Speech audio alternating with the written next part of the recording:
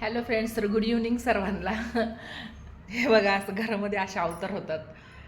एक हाऊसवाईफ आणि माझं ऑनलाईन क्लासेस, ऑनलाईन जॉब सगळं काय घरामध्ये. तर मी घरातनं बाहेर जास्त पडू नाही शकत. तर दॅट्स वाय मी घरातच सगळं टाईम टेबल मॅनेज करते. हे आज संध्याकाळची वेळ बिलकुल आज आवरायला पण टाईम नाही भेटला. पण म्हटलं जाऊ द्या, ह्याच्यापेक्षा वर्कआउट थोडा महत्त्वाचा आहे. तर 2-3 दिवस झालं फक्त सनलाईट, उन्हामध्ये बसणे आणि फक्त डाएट फॉलो करणे आणि एक्सरसाइज न करणे. आता म्हटलं थोडंसं आपले शोल्डरचे पण एक्सरसाइज व्हायला पाहिजे, हेवाले. तर मी हेवाले फॉलो करते नेहमी.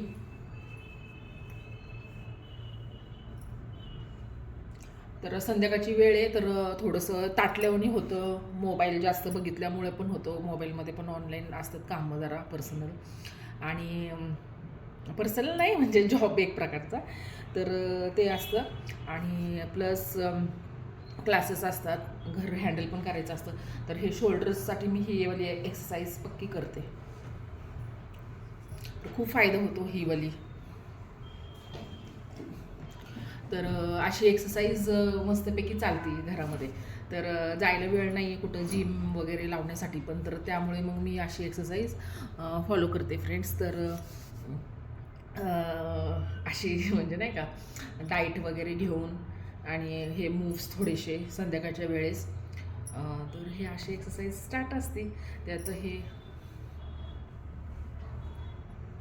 तर हे मी एक्सरसाइज परत मानेसाठी हे इथली मालिश करणं तर खूप गरजेचं आहे. संध्याकाळी झोपताना पण नॉर्मली आपण कुठलं पण तेल, खोबरं तेल वगैरे, नारळाचं तेल किंवा बदाम तेल, तिळाचं तेल, आणि थंडी आहे ना फ्रेंड्स, तर एवढे मूव्स मी फॉलो करते फ्रेंड्स. आणि त्यानंतर मग डाईटमध्ये थोडंसं तिथं तिळाचं तेल घेऊन पण थोडंसं मालिश वगैरे चालू राहते. मग कारण हे मानाचे पण प्रॉब्लेम होत नाही. तिळाचं तेल थंडीमध्ये खूप चांगले. आता फायदा मी तर म्हणते सर्वांनीच घ्यायला पाहिजे तिळाच्या तेलाचा. आणि डाईटमध्ये पण थोडेसे तीळ आणि गूळ.